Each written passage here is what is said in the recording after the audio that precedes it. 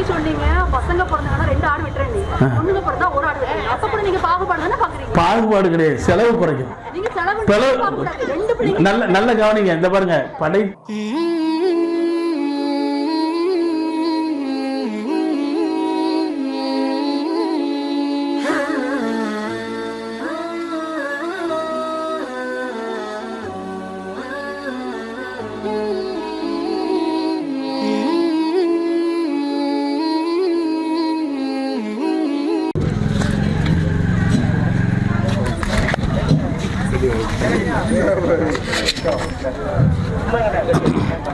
அளவற்ற அருளாளனும் நிகரற்ற அன்புடையுமாகிய எல்லாம் வல்ல இறைவனின் திருப்பெயரால் ஆரம்பம் செய்கிறேன்.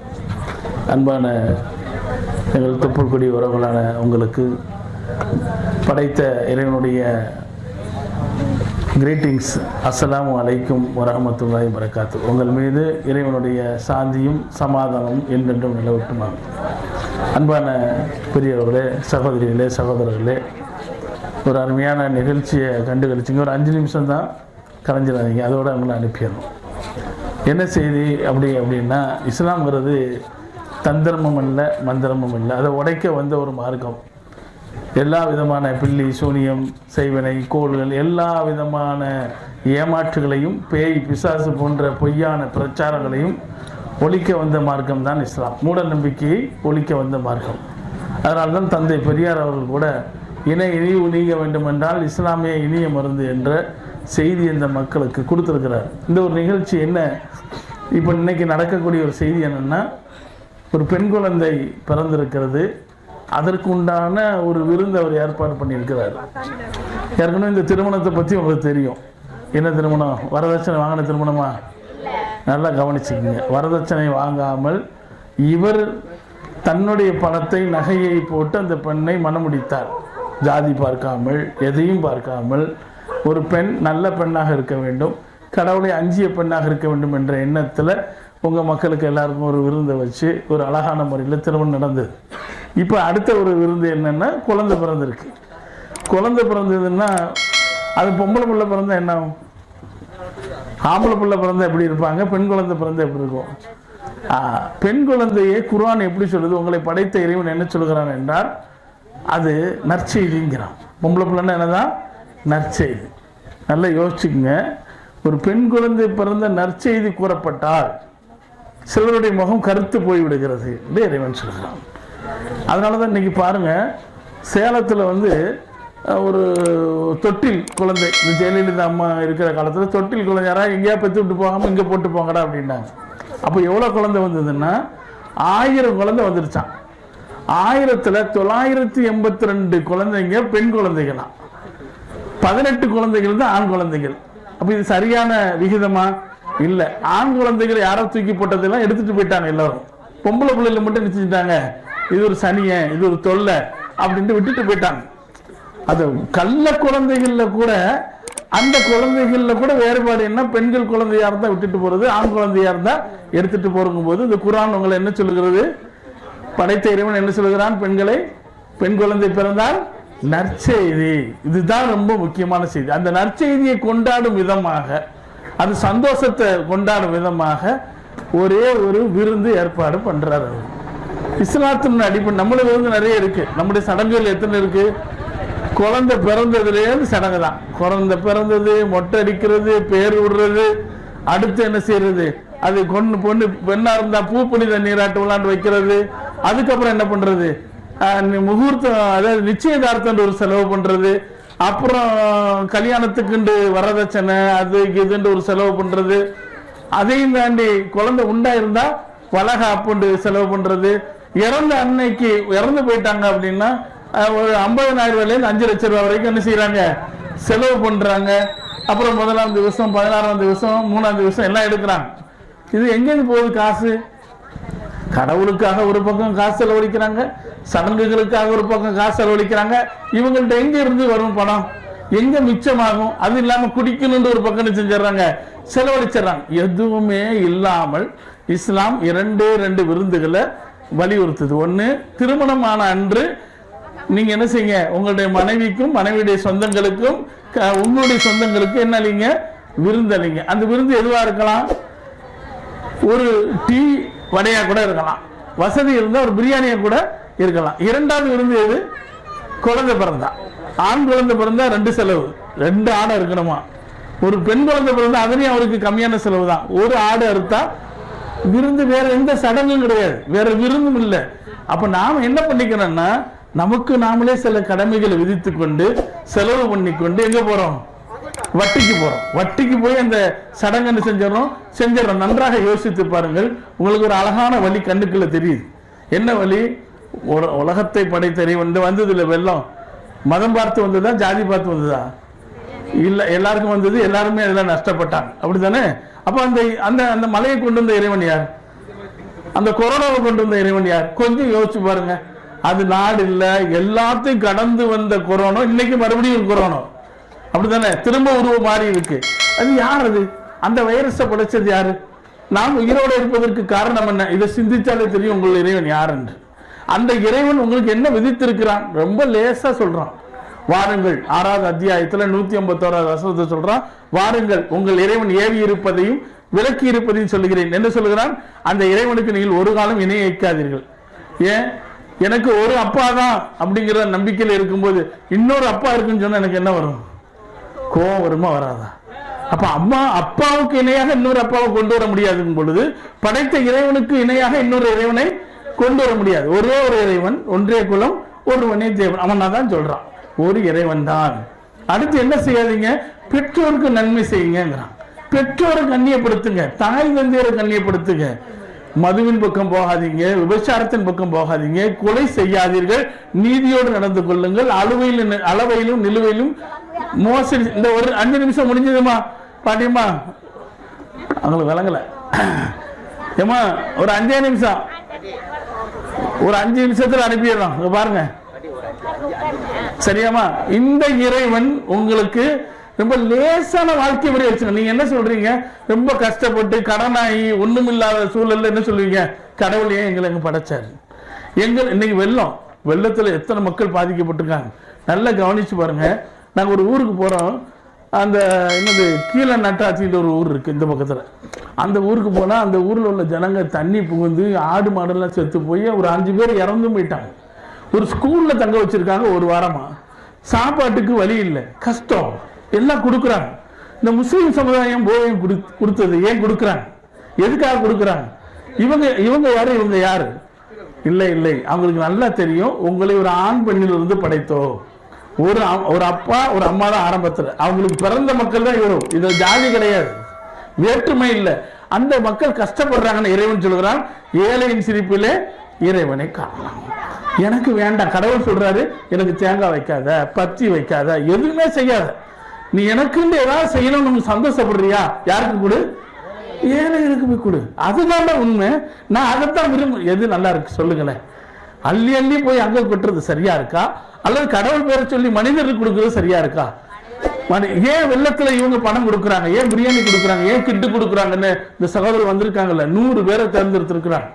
குறிப்பா சொல்ல போனா அது 100 பேருமே எஸ்சி மக்கள். ஏன்னா அவங்கள்ட்ட ஒண்ணுமே இல்லை. அந்த 100 மக்களுக்கும் 1000 ரூபாய் தலா 1000 ரூபாய் மேனிக்கு என்ன செய்வோம்? நம்ம திங்ஸ் கொடுப்போம்னு நினைக்கிறாங்க. இந்த 1 லட்சம் ரூபாய் எங்கேருந்து வந்து இப்படி பல லட்சங்களை கொடுக்குறாங்களா? என்ன காரணம்? இவங்களுக்கு எந்த சடங்கும் இல்லை, சம்பிரதாயம் இல்லை, இறைவனை தேடி செலவழிக்க வேண்டிய அவசியமும் இல்லை. ரொம்ப லேஸ். உங்களை படைச்ச இறைவன் உங்களை வாழ்றதுக்கு அழகான வழியை காட்டி இருக்கின்றார். ரொம்ப லேசா வந்துட்டு போகலாம். 5 நேரம் தொழறோம், முடிஞ்சு போச்சு. 5 நேரம் இறைவனை நினைக்கிறோம், படைத்தவனே இறைவனே அல்லாஹ்வே நினைக்கிறோம், முடிஞ்சிருச்சு. உங்க வேலையை பார்த்துட்டு போங்க. விவசாயமா நெசவா ஏதோ. அடுத்து சடங்கு தேவையே இல்லை. அப்படி ஒரு சடங்கு தேவை இல்லை. பெண்ணை பெற்றவன் கவலைப்பட வேண்டிய அவசியம் இல்லை. வரதட்சணை இல்லாத ஒரு திருமணத்தை பண்ணிட்டு போயிடலாம். வட்டியின் பக்கம் ஏன் போறேன்? இந்த செலவு இல்லைன்னா எனக்கு தேவையில்லை. இவரு வெள்ள பிரச்சனை வருது, இந்த மாதிரி வீடு எரிஞ்சு போச்சுன்னா இறைவன் அவனுடைய அருளை கொண்டு உங்களுக்கு உதவி செய்வான். மதுவின் பக்கம் போகாதீங்க. போதையின் பக்கம் மது அருந்துட்டு அந்த வெள்ளம் தண்ணியில மறந்துகிட்டு இருக்காங்க. 300 பேர் இருக்காங்க. ஒரு சின்ன பையன் அப்படியே நடந்து போறான். உங்க அப்பா வீச வச்சுட்டு பின்னாடியே போறாரு. அந்த பையன் சொல்றான், நேத்து நம்மெல்லாம் தண்ணியில மிதந்துகிட்டு இருக்காங்கப்பா, நமக்குன்னு கஷ்டப்பட்டவங்க சொல்லி நமக்கு ஒரு 1000-500 தந்துட்டு போறாங்க. நீ நேத்து 1000 ரூபாய் வாங்கி குடிச்சு நாசமா வர, இன்னைக்கு 2000 ரூபாய் கேட்கிற. எதுல கிடக்குறாங்க? வெள்ளத்துல கஷ்டப்பட்டு வீடு இல்லை, நாடு இல்லை, எதுவும் இல்லை. எதுவும் இல்லாத சூழல்ல அந்த மக்களுக்கு பைசா கொடுத்துட்டு போற நல்ல உள்ளவங்கள் அந்த 1000 எடுத்து குடிச்சு விட்டான், இன்னைக்கு 2000 ரூபாய் கேட்கறான். அப்ப எப்படி திருந்துவான்? அப்பாவை நீங்க திருத்த முடியுமா? உங்க கணவரை திருத்த முடியுமா? கூட பிறந்தவனை திருத்த முடியுமா? முடியும். அந்த அவன் பயப்படுற மாதிரி ஒரு சக்தி வேணும். யாருக்கும் பயப்படல, பயப்படுற மாதிரி ஒரு சக்தி மேல உள்ள இறைவன் அழிச்சிருவான். நீ அநியாயம் பண்ண அழிச்சிருவான். இந்த உலகம் இல்ல, மறு உலகத்தில் நிரந்தரமாக தண்டிச்சிருவான் ஒரு பயம் இருந்தால் அவர் என்ன செய்வார்னா அந்த மதுவை விட்டுறார். 5 நேரம் தொழுகிறாங்க. ஜெயலலிதா அம்மா அழகா சொல்லி காட்டினாங்க. என்ன சொல்லி காட்டினாங்கன்னா, நோன்பு திறப்பு விழா நடந்துறாங்க. இதை சொல்லி முடிச்சார். நோன்பு திறப்பு விழா தெரியுமா? நோன்பு பிடிப்பாங்க, ரம்ஜான். அது திறக்கிற நேரம் தான் ரொம்ப உற்சாகமா இருக்கும். ஏன்னா நோன்பு திறக்க போறாங்க, சாப்பிடணும். அந்த ஜெயலலிதா அம்மா அந்த ஒரு ப்ரோக்ராமுக்கு வந்திருக்காங்க. அமைச்சர்கள் எம்எல்ஏக்கெல்லாம் வந்திருக்காங்க. அப்ப ஜெயலலிதா அம்மா சொல்லி காட்டுற அழகான செய்தி என்ன தெரியுமா? அவங்க சொல்றாங்க, முகமது நபி அவர் கடைசி இறை தூதர், இறைவன் நமக்காக அனுப்பின ஒரு தூதர். நீங்க எப்படி வாழணும்னு சொல்லி தந்த அந்த தூதர், அந்த தூதருடைய அவையிலே ஒரு குடிகாரர் வருகிறார். குடிகாரர் குடிச்சுக்கிட்டு ஆடிக்கிட்டே வரார். வந்தவொடனே என்ன கேட்கிறாரா, முகமதே உங்களோட என்ன வச்சுக்கிருவீங்களா, என்ன சேர்த்துக்கிறீங்களாங்கும் போது அவர் தோழர்கள் எல்லாம் கோவப்படுறாங்க. நீ ஒரு குடிகாரன் ஒன்னை எப்படி வச்சுக்கிறது கோவப்படும் பொழுது முகமது நபி சொல்றாங்க, விட்டுரு, யாரும் எது எதிர்க்க கூடாது. சொல்றாரு, உனக்கு எங்கள்கிட்ட இடம் உண்டுப்பாங்க. இடம் உண்டு வாங்க, நான் இஸ்லாத்தை ஏற்றுக்கொள்ளலாமா? தாராளமா ஏற்றுக்கொள்ளலாம். சரி வா, நீ என்ன செய்ய, ஒரு வேளை தொழுதுரு. ஒரு வேளை 5 வேளையில 1 தொழுதுட்டாரு. இன்னும் கொஞ்சம் காலம் கழிச்சு 2 வேளை, 3 வேளை, 4 வேளை, கடைசியா ஒரு வேளை அதிகாலை. அதிகாலை தான் முக்கியம். ஏன்னா நைட்டு தண்ணி அடிச்சுட்டு தூங்கிட்டு தொழ முடியாது இல்ல. 5வது கடைசியாக அந்த வேலை தொழுதுரு போது இவர் யோசிக்கிறாரு, 4 வேளை தொழுதுறதுனால நான் நிறைய குடிய விட்டு போட்டு மீன் இருக்கேன், இந்த ஒரு வேளை தானே இதையும் தொழுதுறேன். அவர் முழுசா தொழுகிறாரு, எதை விட்டுறாரு? அப்போ உங்க ஆட்கள் குடிய விடணும்னா என்ன செய்யணும்? என்ன செய்யணும்? அந்த பயத்தோட, கடவுள் நான் குடிய விட்டா என் வாழ்க்கை நல்லா இருக்கும், என் மனைவி மக்கள் சந்தோஷப்படுவாங்க. அப்ப குடிய முடியாது, டாஸ்மாக் திறந்து வச்சிருக்கிறாங்க. குடிய விடணும் என்றால் நீங்கள் 5 நேரம் தொழுகையாளியாக மாற வேண்டும், நோன்பு நோக்க வேண்டும். நோன்பு நட்டு இந்த கெட்ட பழக்கம்லாம் வராது. அவன் தன்னுடைய இச்சைகளை அடக்குவதற்கு கற்றுக்கொள்வார். இப்படியான ஒரு வழியை இஸ்லாம் உங்களுக்கு அறிமுகப்படுத்துகிறது. இஸ்லாம் உங்களுடைய மார்க்கம், உங்களை அதை யாரையும் கம்பல் பண்ண மாட்டாங்க. ஆனா இந்த விழா நடத்துறதுனால இந்த உணவு சாப்பிடும் போது என்ன சொல்லி சாப்பிடணும்? இவருக்கு தேங்க்ஸ் சொல்லிருவீங்க, அப்படித்தானே? சாப்பிட்டவங்க என்ன செய்வாங்க? பாய் தேங்க்ஸ், ஆயிஷா தேங்க்ஸ் அப்படின்ட்டு போயிட்டு இருப்போம். ஆனா தேங்க்ஸ் யாருக்கு தான்? யாருக்கு சொல்லணும்? இறைவனுக்கு. அவன் உணவளிக்கின்றான், அவன் தான் உணவளிக்கின்றான், வேற யாரும் இல்லை. நல்லா வயல் வாழையிலாம் வச்சிருக்காங்க, மூழ்கி போச்சு. அப்ப எங்களுடைய திறமையால தைரியத்தால அந்த வாழை மரம் தப்பிச்சிருக்கணும்ல. இறைவன் நாடுகிறான், அதை அழிக்கின்றான். இறைவன் நாடுகிறான், அவனுக்கு கொடுக்கின்றான். அவன் எடுப்பதும் எதற்கு? சோதிப்பதற்கு. அந்த மனுஷன் எப்படி இருக்கான்னு பாக்குறதுக்கு தான் சோதிக்கிறான். அன்பான சகோதர சகோதரிகளே, இந்த மார்க்கத்தை நீங்க அறிஞ்சு கொள்ளணும்னா இவங்க குர்ஆன் எல்லாம் கொண்டு வந்திருக்கிறாங்க, புஸ்தகம் எல்லாம் கொண்டு வந்திருக்காங்க. இன்னும் என்னதான் சொல்லுது பார்ப்போம். இது என்ன வழிகளை சொல்லுகிறது? இந்த மார்க்கம் எனக்கு எதை ஏவுகிறது? பெண்களுக்கு என்ன உரிமையை சொல்லுகிறது? ஏழைகளுக்கு என்ன உரிமையை சொல்லுகிறது? இதை நீங்க படிச்சு பாருங்க. இந்த மார்க்கத்தை நீங்கள் ருசித்து பாருங்கள். இந்த இப்படி ஒரு நிகழ்ச்சி நடக்கிறது காரணமே உங்க ஊர்ல ஒரு பொண்ணு இஸ்லாமிய வாழ்க்கை நெறியை எடுத்துக்கொண்டதனுடைய விளைவாக இப்படியான ஒரு நிகழ்ச்சி நடக்கு. அந்த பெண்ணை முன்னுதாரணமா வச்சு நீங்களும் படிங்க, இந்த மார்க்கத்தை யோசிங்க. இந்த உலகம் நிரந்தரமானது அல்ல, மறு உலகம் நிரந்தரமானது. அங்க உங்களை காப்பாற்றுவதற்கு எங்களால் முடியாது. குர்ஆன்ல அல்லாஹ் ஒரு வார்த்தையில சொல்றான், உலகத்தரா இதில் முஜ்ரிமூன நாகிசு ரூஸிஹிம் இந்த ரப்பிங்க ரப்பனா வஸன்னா சமீனா ஃபர்ஜினா நாமல் சலீனா மோக்கின். அந்த நாள்ல சொல்லுவாங்களாம், படைச்ச இறைவனே என்ன காப்பாத்து. எந்த உலகத்துல? மறு உலகத்துல கடவுள் விசாரிக்கும் போது என்ன சொல்லுவீங்களாம்? கடவுளே என்ன இந்த பூமிக்கு மறுபடியும் அனுப்பிச்சிரு. எந்த ஊருக்கு? இது என்ன ஊரு? தாளையத்துல இந்த ஊருக்கு அனுப்பு. நான் யார வணங்குறேன்? ஒன்ன வணங்குறேன். நீ குடிக்க மாட்டேன், இது எந்த இதையும் செய்ய மாட்டேன், நல்லவனாவே வாழ்றான்பான்னு சொல்லும் போது கடவுள் சொன்னாராம், உங்களுக்கு செய்தி வரலையா? செய்தி வந்துச்சு இல்ல? அப்ப என்ன பண்ணீங்க? இந்த காதால கேட்டீங்க, இந்த காதால விட்டுட்டீங்களா? நீ பேசுறது எனக்கு வழங்கல, போ நரகத்துக்கும் பாரு. அன்பான சகோதரிகளே சகோதரர்களே, நாங்களும் ஒரு காலத்தில் யாரா இருந்தோம்? எங்களுடைய சமூகம் எப்படி இருந்தது? நாங்களும் ஒரு எஸ்சியாக, நாடாராக, கோணாராக, சாணாராக, இப்படி பல சமூகமாக இருந்த நாங்க தான் ஒரு கட்டத்தில் மார்க்கம் அறிந்தன செஞ்சிருக்கோம், விளங்கி இருக்கோம். நீங்களும் இதே போன்று நல்ல நிலையில இந்த மார்க்கத்தை அறிய வேண்டும், உண்மையான நல்ல மனிதர்களாக வாழ வேண்டும். உங்களுக்காக நாங்கள் பிரார்த்தனை பண்றோம். உங்களுடைய கஷ்டங்கள் போக வேண்டும். இங்கு யார் யாருக்கு நோய் நொடிகள் இருக்கிறதோ அந்த நோய் நொடிகள் எல்லாம் மறைய வேண்டும். யாரெல்லாம் மனம் திருந்தாமல் இருக்கிறார்களோ மதுவின் போதை அவர்கள் எல்லாம் போதையை விட்டு அழகான ஒரு குடும்பமாக சந்தோஷமான குடும்பமாக வாழ வேண்டும் என்று இந்த படைத்த இறைவனை பிரார்த்தித்தவனாக, இன்னும் சொல்லப்போனால் அந்த படைத்த இறைவனை நீங்கள் அறிய வேண்டும் என்று உங்களுக்கு அழைப்பு விடுத்தவனாக இந்த உரையை நிறைவு செய்கிறேன். அல்ஹம்துலில்லாஹி ரப்பில் ஆலமீன். மீண்டும் சாந்தியும் சமாதானம் உங்கள் மீது இறைவனுடைய சாந்தியும் சமாதானம் உண்டாவதாக என்று கூறியவனாக கேளுங்க. நீங்க சொன்னீங்க பசங்க பிறந்தாங்கன்னா 2 ஆடு விட்டுறேன், பொண்ணுங்க பிறந்தா 1 ஆடு விட்டுறேன். அப்ப கூட நீங்க பாகுபாடுதானே பாக்குறீங்க? பாகுபாடு கிடையாது, செலவு குறைக்கும். நீங்க செலவு நல்ல கவனிங்க. இந்த பாருங்க, அதாவது ஆண் குழந்தை பிறந்தது பெண் குழந்தை பிறந்ததுன்னா ஒரு பெண் சந்தோஷம், இந்த கட்டாயம் கிடையாது. இது வந்து கட்டாயம் இல்லை. இஸ்லாத்துல குழந்தை பிறந்தா ஆடு கொடுத்தாகணும், கடன் வாங்கி கொடுக்கணும், வட்டிக்கு போய் கொடுக்கணும் இல்லை. நான் 2 ஆடு கொடுக்கிறேன், சந்தோஷத்துல இவனுக்கு கொஞ்சம் செலவு கூட இல்லம்மா. நீ கொஞ்சம் நல்ல முழுசா கேளுங்க. சந்தோஷம் ஆண்கள் அதிகங்கிறதுக்கே இல்ல, ஆண்களை நீங்க பெற்றுட்டியா கூடுதல் ஒரு ஆடை கொடு. பெண்ணை பத்தவங்க கஷ்டப்படக்கூடாது பாருங்க, ஒரு ஆடு கொடுத்தா போதும். பெண்ணுக்கு ஆரம்பத்திலிருந்தே செலவு கம்மி, வரதட்சணை கிடையாது. அப்ப ஆணுகளுக்கு வரதட்சணை கொடுக்கலாமா? நீங்க ஒரு பேச்சுக்கு வைக்கலாம். பெண்ணுக்கு கொடுக்குற மாதிரி ஆணுக்கு கொடுக்கலாமா? கொடுக்க கூடாது. பெண்ணுக்கு யார் கொடுக்கணும்? கடவுள் உங்களுக்கு ஒரு அழகான ஒரு வழியை காட்டுறாரு. எதுமா இல்லையா? இவர் முடிச்சாரு இல்ல, இவர் எவ்வளவு கொடுத்தாரு? வியாஸ் எவ்வளவு கொடுத்தாரு? எவ்வளவு கொடுத்தாரு? 4 குழந்தை எனக்கு, 2 பையங்க 2 பொண்ணு. 2 பையனுக்கு நான் முழுக்க கொடுத்தேன். மாப்பிள்ளை வீட்டு மாதிரி வந்து உட்கார்ந்த பெண்ணு. 2 பொண்ணை வந்து அருமையா கல்யாணம் படிச்சாங்க. பாருங்க, நீங்க சொல்ற மாதிரி பெரிய பொண்ணு எம்மி 185 ரூபா தான் கடவுள் மீது ஆணையா செலவு. ரெண்டாவது பொண்ணு 185 ரூபா தான் எனக்கு செலவு கடவுள் மீது ஆணையா. மூணாவது பொண்ணு எம்பில் 1 ரூபா கூட செலவு. நீங்க மீது ஆணையா சொல்றேன். நடைமுறையில இல்லன்னு ஒரு தவற சொல்றீங்க, கொஞ்சம் கேளுங்க. என் பையன் தான் அர்க்கம். சரி, நீங்க கேளுங்க. நீங்க ரியாஸ் நீங்க எவ்வளவு போட்டு கட்டினீங்க? 4.5 பவுன். சார் பவுன் அப்படிதானே? 4.5 பவுன், கிட்டத்தட்ட 4 32. அது ஒரு 4 36 கிராம் ஆச்சு. இது கட்டி போட்டிருக்காங்க. இஸ்லாம் என்ன சொல்லுதுன்னு பார்க்கணும். நடைமுறையில் இல்லைன்னா இஸ்லாமை அவர்கள் நடைமுறைப்படுத்தவில்லைன்னு அர்த்தம். அவர்கள் யாரா இருந்து வந்தவங்க தான் ஒரு காலத்துல ஹிந்துக்களாக இருந்தவர்கள் தான் யாரா இருக்காங்க. இவங்க வானத்திலிருந்து வரல, வெளிநாட்டிலிருந்து வரல, இங்கெங்க இருந்து மாறி வந்தவங்க. அதை முழுசா நடைமுறைப்படுத்தாதவங்க, இஸ்லாத்தை விளங்காதவர்கள், குர்ஆனை படிக்காதவர்கள், அல்லாஹ்வை அஞ்சாதவர்கள். அவங்க செய்யற தப்பு இஸ்லாமா? இஸ்லாம்ங்கிறது குர்ஆனும் நபிகள் நாயகத்தினுடைய மொழிகளும், இந்த 2 தான் இஸ்லாம். நீங்க நான் செய்யறதுலாம் இஸ்லாம் கிடையாது. இஸ்லாம்ல என்ன பண்ணணும்? இறைவன் சொல்லி இருக்கிறானா, இறை தூதர் சொல்லி இருக்காரா? அவங்க என்ன சொல்லி இருக்காங்க? அள்ளி கொடுங்க, ஆத்து நிசாக சதுக்காத்தீங்கன்னா நிகழா. மகரை அள்ளி கொடுங்க, கம்மியாக கொடுக்காதீங்க, நிறைய கொடுங்க அந்த மக்களுக்குங்கிறாங்க. அதுதான் உண்மை. சரியா? வேற இன்னொன்னு என்ன சொல்லுங்க? மகரன்னா பெண்ணுக்கு கொடுக்கக்கூடிய திருமண கொடை. பெண்ணுக்கு அள்ளி கொடுக்கணும், செலவே கிடையாது. ஒரு அழகான மார்க்கம் ஏன் நீங்க நடைமுறைப்படுத்தக்கூடாது?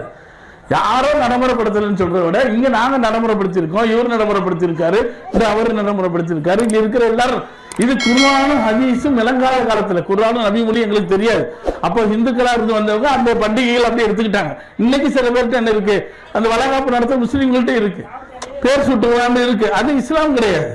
இஸ்லாம் அவங்க விளங்கல, இன்னும் முழுசா எதுக்குள்ள வரல. குர்ஆன்ல சொல்றோம், இந்த மார்க்கத்துல முழுசா நுழைங்க. ஒண்ணுல எடுத்துக்கிறோம், ஒண்ணு எடுக்க மாட்டோம்னு சொல்லக்கூடாது. முழுசா நுழைஞ்சிங்கன்னா அந்த மார்க்கம் உங்களுக்கு சரியாக இருக்கும். சரிதானம்மா? ரொம்ப நன்றி. என்ன மனசுக்குள்ள வைக்காம ஒரு கேள்வி கேட்டீங்க பாருங்க. இது உங்க பொண்ணு இருந்துன்னா சொல்லுங்க, வரதட்சணை இல்லாம என்ன செய்வாங்க? ஒரு சின்ன தகவல்மா, இங்க பாருங்க, ஒரு சின்ன தகவல். நான் முஸ்லீமா இருந்தும் திருமண நேரத்தில் வந்து வரதட்சணை வாங்கல, ஆனாலும் நான் கொடுக்கல, அதிகமாக கொடுக்கல. இப்போ சமீபத்தில் எனக்கு திருமணமாகி ஏறக்குறைய 23 வருஷம், 25வது வருஷம் இது. கடவுளுடைய கிருபையினால இப்போ கொடுக்கணும். இப்போ எங்களுக்கு சிறு வயசுல தெரியாது, இஸ்லாமிய பற்றி தெரியாது அவ்வளோவா. நாங்களும் வந்தவங்க தான், ஒரு காலத்தில் வந்தவங்க தான், அறியாமையில் இருந்தோம். இப்போ சமீபத்தில் 1,40,00,000 அவங்களுக்கு சொத்து கொடுத்துருக்கோம். எவ்வளவு? 1,40,00,000. எவ்வளவு சொல்லுங்க. அது எப்போ? ரொம்ப நாள்லாம் கடவுள்கிட்ட கேளுங்க. கடவுளுடைய கிருபையினால யார் வந்து இப்படி உளமாற நான் பெண்ணுக்கு கொடுக்குறேன்னு முன் வந்துடுறாங்களோ அப்போ கடவுளுடைய அருள் கிடைக்கும். நானும் பிச்சைக்காரனா இருந்தேன் ஒரு நேரத்தில். பிச்சைக்காரனா வண்டியில் பஸ்ஸில் போகும்போது நினைப்பேன், கடவுளை எனக்கு ஒரு 10க்கு 10 இடம் கிடைச்சா நல்லா இருக்குமேன்னு வேண்டிட்டு போவேன். கடவுள் இந்த 10க்கு 10 கேட்டேன். இன்னைக்கு பல 10க்கு 10 கொடுத்துருக்காரு கடவுள் சொந்தமா. என்னோட கேள்வி என்னன்னா, எல்லா லேடிஸுமே அவங்க அம்மா அப்பா உங்களை மட்டுமே நாடி வந்துருக்கோம் அப்படிதானே? எல்லா ஒரு கஷ்டத்துல எல்லா லேடிஸுமே அப்படிதான். ஆனா எல்லா ஜென்ஸுமே நீங்க அப்படி இங்க வந்து ஒரு மரியாதை வைக்கிறது ஒரு ஆணாதிக்கம் தானே இருக்கீங்க. இல்ல என்ன சொல்றாங்க பாருங்க. என்னன்னு சொல்றீங்க புரியல. நீங்க இவ்வளவு நாள் இந்த அம்மாக்கு நீங்க 1 லட்சம் 1 கோடி கொடுத்தாலும் அந்த அம்மா ஃபுல் உங்களுக்கு மட்டும்தான் செய்யறாங்க. இல்ல ஒரே நிமிஷம். அதாவது இறைவன் சொல்றான் பெண்ணுக்கு நீங்க கொடுக்கணும், அதுதான் சரின்னு சொல்றான். அந்த இறைவன் சொன்ன சட்டத்தை நாங்க அறியாமையினால பின்பற்றாம இருந்துட்டோம். ஒரு காலத்துல இந்த விழிப்புணர்வு செய்திகள் பரிமாற்றம்லாம் இல்லாதனால பின்னாடி தெரிய வந்ததுக்கு பின்னாடி தவறுன்னு உணர்ந்து திரும்பி இன்னைக்கு அந்த பெண்ணுக்கு சேரண்டியே கொடுத்துட்டோம். ஆனா பெண்ணுக்கு கொடுக்கறது பைசா இல்லைங்க. இதெல்லாம் பைசா இல்ல, புரியல உங்களுக்கு. இல்ல நான் சொல்றது உங்களுக்கு புரியல. இறைவன் வந்து என்ன சொல்றான் அப்படின்னா, அதற்கான பெண்ணுக்கான அங்கீகாரம் பெண்கிட்ட வாங்கிட்டு இருக்கானே, பெண்கள்கிட்ட வாங்கிட்டு இருக்கான். நீங்க என்ன சொல்ல வரீங்கன்னா, வாங்காம இருக்கிறதே சரிதானேன்னு சொல்ல வரீங்க. இவன் கொடுக்க சொல்லி நிர்பந்திக்கிறான், இவன் நான் திருமணம் செல்லாதுன்றான். அதனால சில முஸ்லீம்கள் என்ன பண்றாங்க, அறியாமையினால ஒரு 1000 ரூபாயை கொடுத்துட்டு 5 லட்சம் ரூபாய் வாங்கிட்டு வந்துடுறாங்க. இப்போ சமீபத்தில் ஒரு 100 ஆண்டுகளில் தான் செய்திகள் பரவலாக மக்கள்கிட்ட போய் சேர்ந்து எங்கள் தாய்மொழியில் எங்கள் வேதம் கிடைச்சி, அரபியில் இருந்தது வேதம், இப்போ தான் தாய்மொழியில் கிடைக்குது. இப்போ நான் எடுத்து படிக்கும்போது ஐயோ தவறு செய்துட்டோமே, கொடுத்து ஆகணுமே, நம்ம வாங்கக்கூடாதுங்கிற எண்ணங்கள் வந்து இப்போ செய்திகள் பரவப்பட்டு மக்கள்லாம் சரியான நிலையில் இருக்கிறாங்க. நீங்கள் பெண்களை உயிரோட புதைச்ச காலத்துலேருந்து இன்னைக்கு இவ்வளோ தூரத்துக்கு மதிப்பு கொடுத்து இதைத்தான் சந்தோஷப்படணுமே தவிர, இது அவங்கள இன்னொரு கேள்வி கேட்டீங்கல்லம்மா, சமமாக இல்லைன்னு நடைமுறையை பார்க்குறதா வேதம் சொல்கிறத பார்க்குறதா? வேதம் சொல்றதை பார்க்கறதா இல்ல. இப்போ ஸ்கூல்ல பிறகு படிச்சு கொடுக்குறாங்க, ஜாதிகள் 2 வழியா வேறு இல்லை சொல்றாங்களா, படிச்சு கொடுக்குறாங்களா? உள்ள நுழையும் போது அங்க சவுண்ட் கேட்டுக்கிட்டு இருக்கும் போது ஒரு அட்மிஷன் நடக்கும். எச்சம் என்ன கேட்பாரு, என்ன ஜாதின்னு கேட்பாரு. எது சரி? ஜாதிகள் 2 வழியா வேறு இல்லைன்னு சொல்ற சரியா அல்லது அவர் செய்யறது சரியா? அப்போ வேதம் எது சொல்லுதோ அது சரி, ஆனா நடைமுறையில தவறு. சரிதானே? முஸ்லீம்கள்ல சில பேர் அப்படி இருக்காங்க அப்படின்னா வேதம் கிடையாது. குர்ஆன் என்ன சொல்லுது? அர்ரிஜாலு கவ்வாமுன அல நிசா, ஆணும் பெண்ணும் சமம் தான், ஈக்குவல். உங்களுக்கு எல்லா உரிமையும் இருக்கு, பேச்சு உரிமை, சொத்து உரிமை, திருமணத்தை தேர்ந்தெடுக்க. எதுமா அந்த நம்பர் சொல்லுங்க. இல்ல இன்னைக்கு இந்த பாருங்கம்மா, வேதம் தெரியாத பொழுது செஞ்ச தவறுகள் வேதம் தெரியும் பொழுது கரெக்டா கொடுக்குறாங்க. தவறு இருந்தா தவறு தான். யாரா தவறு பண்றாங்கன்னா அவங்க தனி மனிதன் செய்யற தவறு, இஸ்லாம் செய்யற தவறு கிடையாது. நீ காலில் விழுந்து எந்திரின்னு சொல்றாங்க, காலை விழ சொல்லுதா இஸ்லாம்? பெண்ணு காலில் விழ சொல்லுதா? காலில் விழக்கூடாது. திருமணமான அன்று கடவுள் காலில் விழக்கூடாது. ஏன்னா அதுதான் தன்மானம். நீ ஏன் காலில் விழுற? இல்லை, தேவையில்லை. இது இஸ்லாம் சொல்லிக் கொடுக்கக்கூடிய நடைமுறை. 2 அப்போ அவனுக்கு அவன் காலில் விழட்டும். நீ காலில் விழணும்னா அவனுக்கு காலில் விழு. இல்லை, தேவையில்லை. பெரியவங்களுக்கு மரியாதை வேணும். தாய் தந்தையருக்கு, மாமா மாமியாருக்கு கண்ணியம் கொடுக்கணும், மரியாதையை நடத்தணும். இதை படிச்சு கொடுக்குது இஸ்லாம். சும்மாலாம் இல்லை. ஒரு வாய் சோறு ஊட்டுவது தர்மம்னு சொல்லுதுமா. உங்களுக்கு ஒரு வாய் சோறு ஊட்டுவது தர்மம். உங்க கணவர் என்னைக்கே ஊட்டிருக்காரா? ஊட்ட சொல்லுங்க. இன்னைக்கே போய் எனக்கு ஒரு சோறு. அப்புறம் நீங்க ஊட்டுனா நீங்க என்ன நினைப்பீங்க தெரியுமா? நீ விஷத்தை விட்டுறது போல இருக்கு, புதுசா விட்டுறாரு. இது இஸ்லாம் நடைமுறைப்படுத்துது. எதுமா நடந்துகிட்டு இருக்க எல்லாம் நாங்க நடத்திக்கிட்டு இருக்கோம். எதுமா? சரி, இதுதான்மா. வேற யாருக்கா டவுட் இருந்தா கேளுங்க, இல்லைன்னா நீங்க வந்து இதோட நம்ம இதை கலைச்சிக்கலாம். ஆமா, சரிங்களா? ரொம்ப சந்தோஷம். இந்த குர்ஆன் வச்சிருக்கிறாங்க, புக்குகள் வச்சிருக்காங்க, யாருக்கு வேணும்னாலும் கேட்டு வாங்கிங்க. ரொம்ப நன்றி. பிடிச்சிக்க.